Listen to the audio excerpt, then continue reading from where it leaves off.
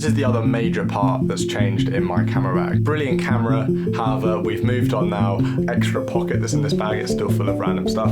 I was stopped once in the airport because they thought I was doing something dodgy. Well, I've got to backtrack on that one. As you may know, I'm now using the Sony A7. It's fair to say the last few years have been pretty crazy when it comes to new cameras, new camera gear. So let's do a little recap as to what I'm using to create my photos and my videos.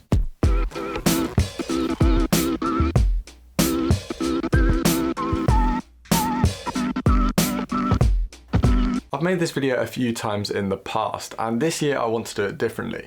I'm going to use last year's video to explain and show the reasoning behind the changes that I've made for this year, and it will help give you a little bit of context. Not everything has changed, but there have been some major changes, so make sure you're watching all the way through to the end to see what they are. This is last year's edition of this same video, What's in my camera bag. Hello everybody and welcome back to another video. I hope you're all having a great day. Camera bag.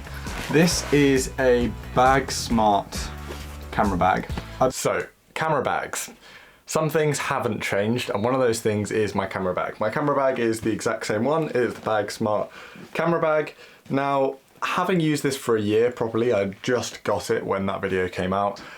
It's not one that I'm going to continue using much longer. I just haven't been able to find the right alternative. Despite my kit actually becoming more compact, which we'll get onto later, there have been on occasion, especially when I travel, just not sufficient space to put everything I need in there. I was stopped once in the airport because they thought I was doing something dodgy because I just had so much stuff crammed into it, and they said that I should get a bigger bag to space things out because, you know, through the X-ray it looks a bit dodgy. This is the DJI Mini 2. I'm going to make a review on this, but I have been waiting to fly it a bit more so I can give some better feedback on it. Okay, drone-wise, nothing has changed. I'm still using the DJI Mini 2. I hadn't actually used it a whole lot when I made that video because I made it in January and I got the drone, I think, in November or December. Since then, I've flown it quite a bit more. I've also crashed it twice, I think, since then, but it's still holding up really well.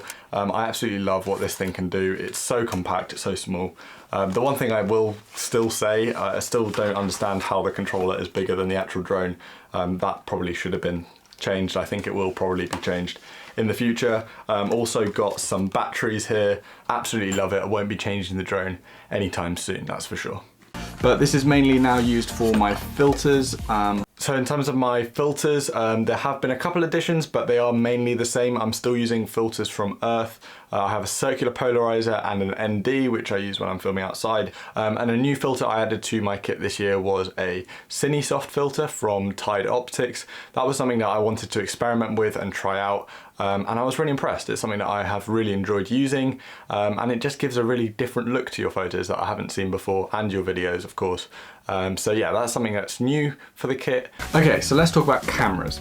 Last year, I just picked up my Sony A7 II, and that is still the camera that I'm using for all my video work and my photo work. Okay, so a year ago I was using the Sony A7 Mark II, and now this is probably the biggest change of the entire camera bag.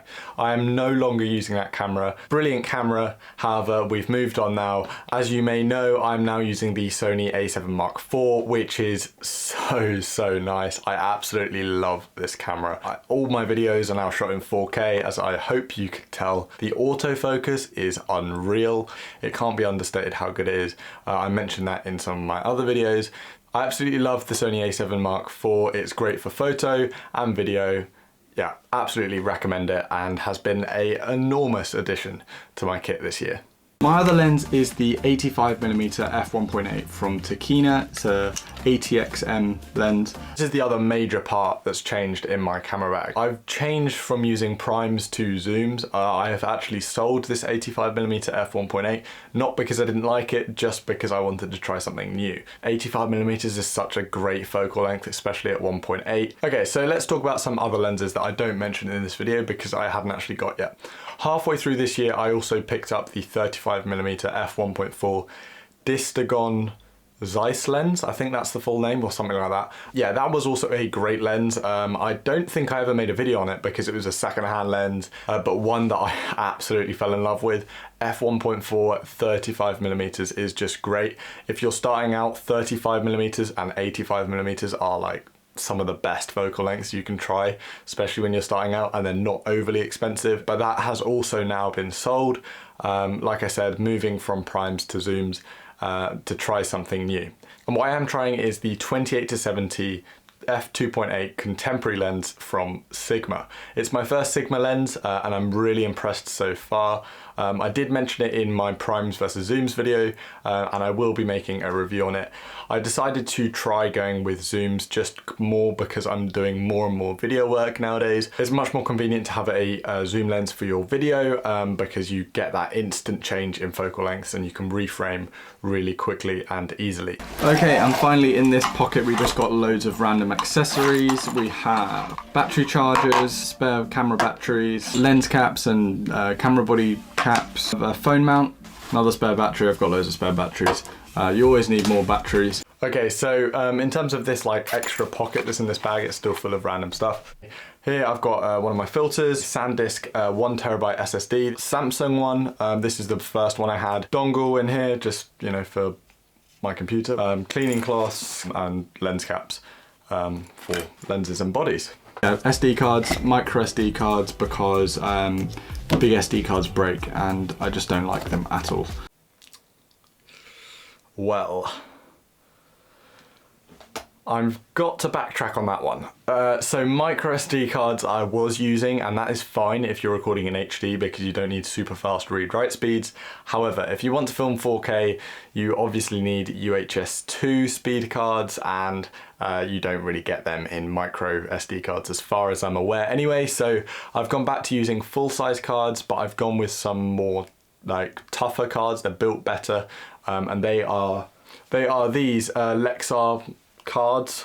There you go. They allow me to film all my videos in 4K. That's 128 gigs, and again they were on a good deal on Black Friday, so I picked a couple of them up and they've served me well, and they do feel a lot more durable than the SanDisk ones. Okay, another thing that is inside the camera bag usually, but is at the moment being used, is my microphone. I use a Deity D3 microphone. Yeah, so I am still using the Deity V-Mic D3. I think it's a really decent mic for the money. In terms of this kind of thing, YouTube videos, it does a great job.